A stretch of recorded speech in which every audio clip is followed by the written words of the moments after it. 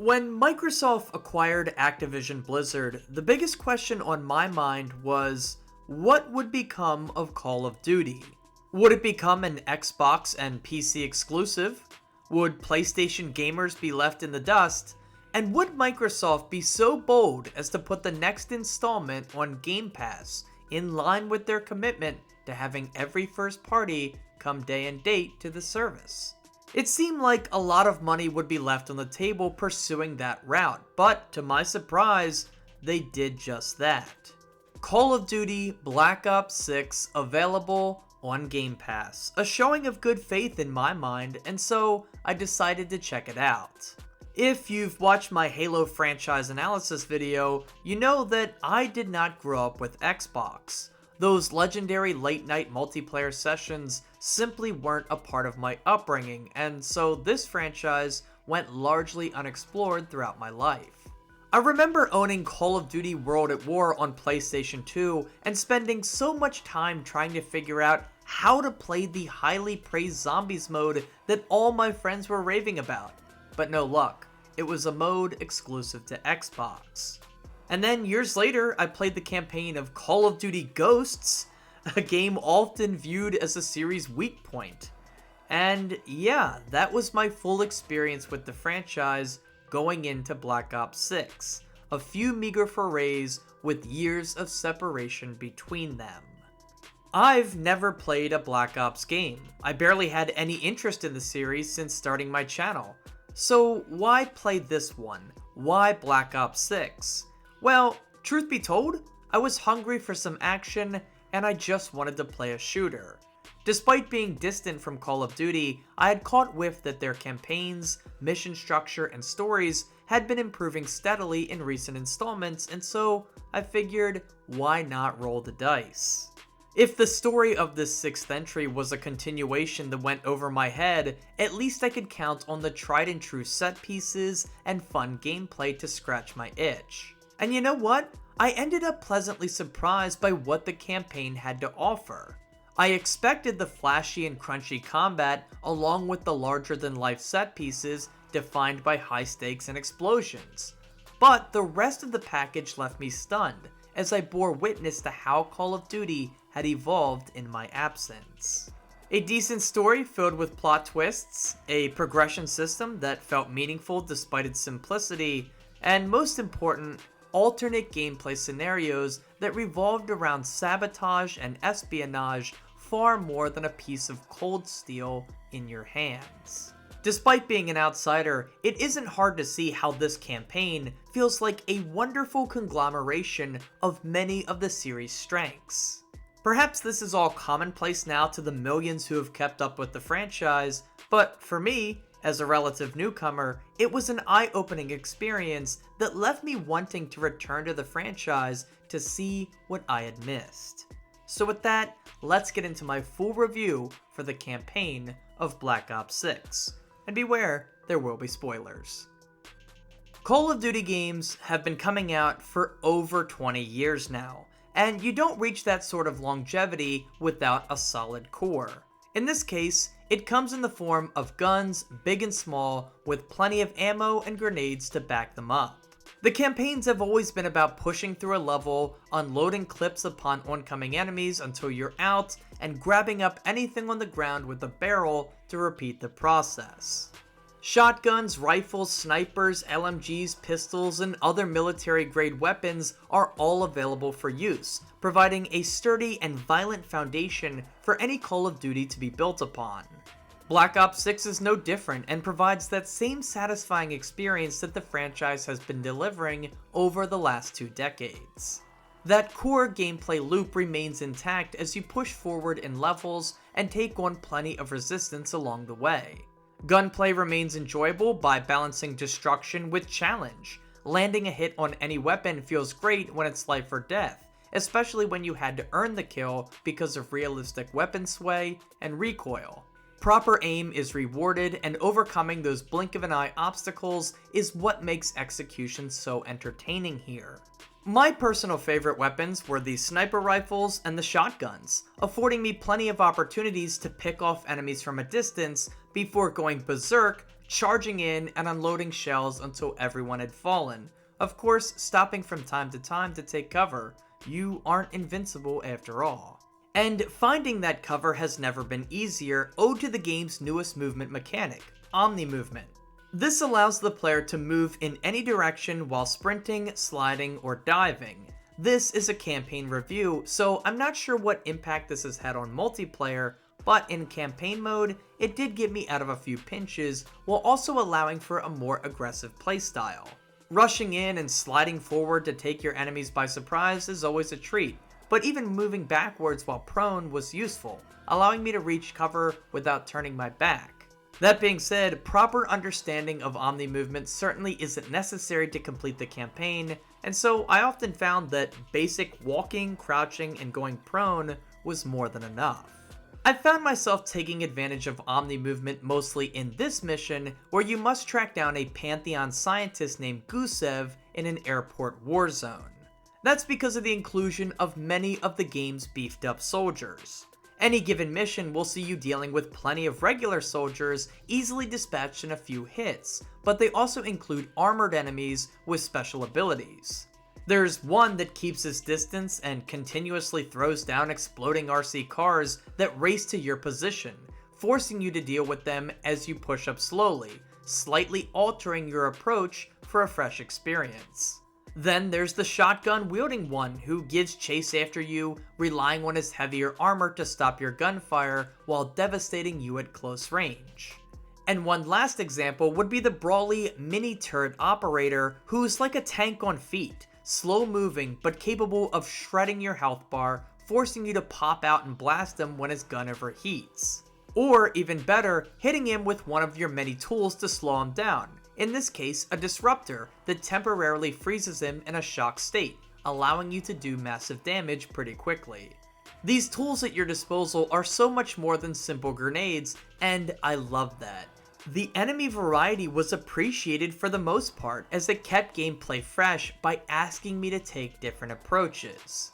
And my only real negatives towards these basics were that some of the deaths took away from the experience. Sometimes grenades exploded so fast near me that I felt I didn't have a chance to react. It felt a little cheap at times, but nothing too bad. More importantly though, was that during some of the set pieces, missing a QTE meant death and a restart, which certainly takes away from a sense of scale and all. Nothing kills excitement like repetition, but this was on me for not acting fast enough. So yeah, gunplay, accessories, and enemy variety were all positives, and getting those core components right is key to building any fun shooter. But what made me happiest about this campaign was everything surrounding that. After 20 years of making Call of Duty games, it's clear the teams have taken real steps to innovate and to ensure that every level isn't just going from point A to point B while shooting the same guns at the same enemies. There's a freshness to this campaign that really hooked me, and it came in the form of alternate objectives, level design, and reward systems. Out of those three, the most impactful for me had to be the level design, as the team wasn't afraid to take their solid core gunplay mechanics and extrapolate them over a series of different setups. Sure, you have your hallway shooter sections where you move through a compound and wipe everyone out in grandiose ways, leading to some epic but expected set pieces. Yes, those are there, but then other times you'll be nudged into a stealthier approach, informed by the weaponry you start a level with. After all, a silenced pistol screams "be quiet and take your time" far more than a shotgun. But it goes beyond that, as many levels are built around providing something in addition to gunplay. For example, this mission early in the game starts with no weapons, but instead an objective of sabotage and espionage. You need access to a senator's retinal scan, and since he isn't doing a traditional photo shoot tonight, you'll have to find a way to coerce him into giving up a photo. And it ties into the second factor I mentioned, alternate objectives, which oftentimes go hand in hand with the level design. In this case, you're given 3 options for how to acquire his scan, and it almost reminded me of a very light version of a Hitman level. Yes, it's much more guided and easy to navigate than a Hitman level, but the emphasis on multiple approaches is what made me draw the comparison. It provides a little replayability too in this level if you ever want to play through the campaign again. And the same is true of this level much later when you must compromise a Pantheon base, dealing with its defenses so that your team can move in. And then there's this mission, which acts like a mini open world. You're tasked with destroying 3 missiles, but there's tons of other objectives to tackle out here in the desert, like finding supply depots, clearing out enemy camps, or taking back a lost village. These are totally optional objectives, but if all completed, provides the player with a lengthy and meaty open world experience, considering it's only one single mission, shaking things up in a great way. But sometimes it's not the structure that changes, but instead the atmosphere. Take this level for example, where your character, Case, is compromised by a hallucinogenic drug and forced to navigate to the objective while seeing things that aren't really there, building an eerie and haunted atmosphere in the process. This approach allows the developers to get extra creative, providing some of the best moments across the entire campaign, like coming face to face with a horrifying room of mannequins, or having to square off with some pretty demonic creatures. Hell, the basic enemy in this mission swaps out soldiers for zombies. It's like the team found a way to incorporate one of their other iconic game modes right into the campaign. And that's awesome. These are but a few examples of how the team strived to avoid repetition across the campaign's levels. It's this emphasis on keeping every level fresh that allows this campaign to shine most. Something is always changing, whether it's enemy types, your loadout, the setting, the approach to level design, the atmosphere, and more. It's really good stuff that left me pleasantly surprised. And of course, between missions, you'll be sent back to your hideout, which acts as a level of its own. This abandoned mansion called The Rook has a whole secret puzzle for you to uncover if you are so inclined. I spent a good 45 minutes solving this puzzle after completing the tutorial, and it just left me dumbfounded in a great way. Puzzle solving in a Call of Duty game. And it worked well. And the reward for doing so was a handful of cash that could be spent on upgrades. In fact, every level has cash strewn about that you can nab up to spend back at base. These upgrades aren't anything too crazy, mostly buffs to health, weapons, and the number of accessories you can hold, but they did provide meaningful buffs while out in the field. Again, nothing wild, but just another injection of variety into the experience. It's like they took elements from other games that you wouldn't expect to see in Call of Duty and found ways to lightly include them into the campaign for the sake of variety. Puzzle solving, open worlds, platforming, and more is all found here, and it's what truly made for a special and surprising experience. And I'm grateful that the gameplay was so enjoyable, because the story, while certainly followable, did leave me with more questions than answers. Let me first acknowledge that, as a continuation to a narrative that I am not familiar with, I was always going to be left in the dark on some of the plot points. I'm not going to hold this game at fault for that, because it's not their fault that I haven't played the other games. What I can say though is that the self-contained story here was easy to keep up with, even while lacking all the context. And beware, this is where we're gonna get into the major story spoilers, so if you don't want to hear them, you might want to click off the video or skip ahead. Your character, Case, is a member of an AWOL military task force seeking to stop an underground organization called Pantheon from releasing a bioweapon upon the masses. I won't get too spoilery just yet, but as you play, you learn more about this group's connection to the CIA and a conspiracy to create a military state with Pantheon leading the charge. Your team obviously doesn't want that to happen, and each mission is centered on solving the mystery of what Pantheon plans to do and how they plan to do it. There are a couple of plot twists along the way, friends turned foe and foes turned friends, that do shake things up. Although, I did find some of the twists to be on the predictable side. And with that, everything goes now. We're into the complete spoilers. Here it comes. Your ragtag group of disgraced CIA members and other law dodgers aren't meant to be super interesting characters with any sort of development. I know Frank Woods and Russell Adler are returning characters, and perhaps their inclusions and moments will provide answers to questions generated by previous games, but for me, they were just kinda there. The most likable of the group was Marshall, the leader of the bunch whose pursuit of justice and peace were matched by how he cares for the group and those around him. One guy, Felix, does seem to get some sort of character development, or at least they try as you play, but it never generated any intrigue or care out of me. Nothing too crazy, but we have a decent group here. And that's fine. This is a mostly plot-driven story about conspiracy, government takeover, and global stakes. And on that front, I think it works. The first big plot twist on the game comes when you learn that your character, Case, was the first to be experimented on by the bioweapon when Pantheon was still an actual faction group of the CIA. The whole spooky zombie level is what unveils this, but it never really goes anywhere for the rest of the story. Case never tells the other group members that he's one of the first super soldiers, so to speak, and it never comes up again. Perhaps they're setting something up for the next game, but I just didn't really understand what the purpose was for this narrative. It seemed like a plot twist for the sake of having a plot twist. The other major twist comes when you learn that the Pantheon member orchestrating the whole operation is none other than Jane Harrow herself, your former handler at the CIA. To be clear, I saw this coming from the very beginning. I'm not sure why, but it just didn't surprise me at all.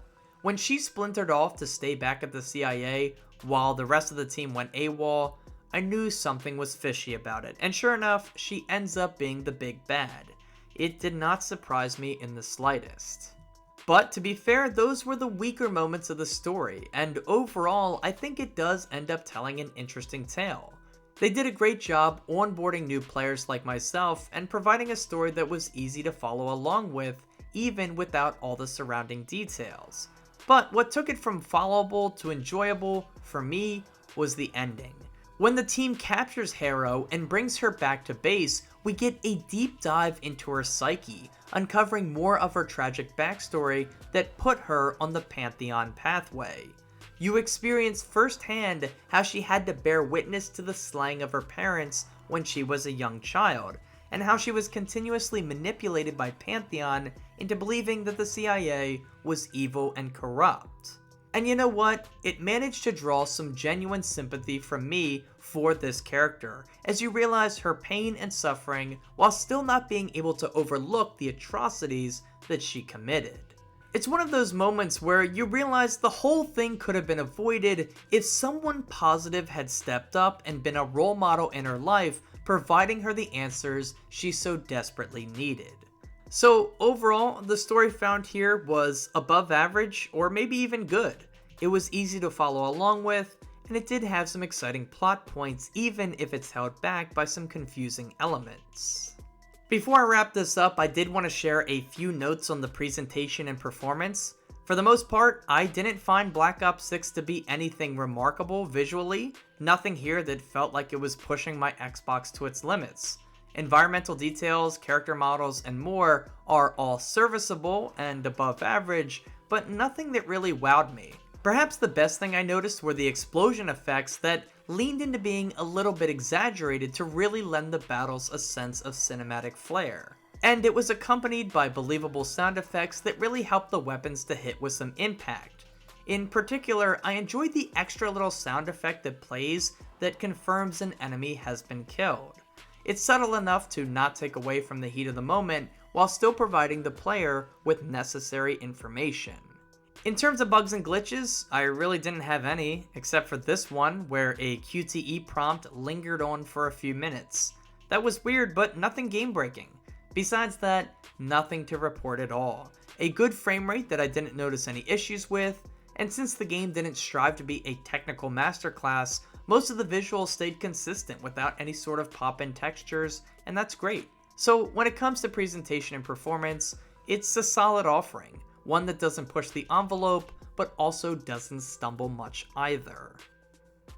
Originally, I planned to play Black Ops 6 and move on without making a video. But after seeing how much effort was pumped into providing a campaign experience that transcended gunpowder and bullets, I felt compelled to praise it here on the channel. It's clear the developers wanted to provide freshness within their campaign, making sure each mission provided something new, whether it was alternative objectives, different ways to approach a scenario, level design that departed from linear hallway sections, or even changing up the atmosphere in dramatic ways. All of these factors paid off in dividends, and they were only able to succeed so well because the core gameplay loop of pushing forward, firing weapons, and finding new guns to mess around with remains so strong. An influx of enemy variety also goes a long way in aiding to that cause, and a serviceable story and presentation helps tie the whole package together. I guess the biggest set of praises I can give to Call of Duty Black Ops 6 is that it makes me want to go back and play previous installments to see if this title is par for the course or an evolution for the franchise. And perhaps most important for this review is that I'm stunned by how often this campaign found ways to genuinely surprise me, leading to one of the best first-person shooter experiences I've ever had. Thanks for watching. Alright, I hope you enjoyed this quick look at the campaign of Call of Duty Black Ops 6. I think it's worth experiencing if you're like me, someone who enjoys single player over multiplayer, even in a series so universally known for its online play. It feels so confident in its core mechanics that stepping out of its comfort zone and trying some new approaches feels remarkably rewarding and satisfying to experience. So yeah, I say check it out. Anyway, as for upcoming videos, I'm still working my way through Metaphor ReFantazio, which is an amazing game. I absolutely love it and recommend it to you. And I also want to check out Indiana Jones and the Great Circle this year. So yeah, those videos are coming. Oh, and of course, I'm going to be making my top 10 games of the year video. Might not be 10 again this year. Not sure I played that many great games that I would say were, masterpieces or left that big of an impact, but we'll see. Anyway, thank you so much for watching. Please leave a like if you enjoyed the video. Consider subscribing for more. Follow me on Twitter @NopeNapNarp. And as always, have a nice day and take care.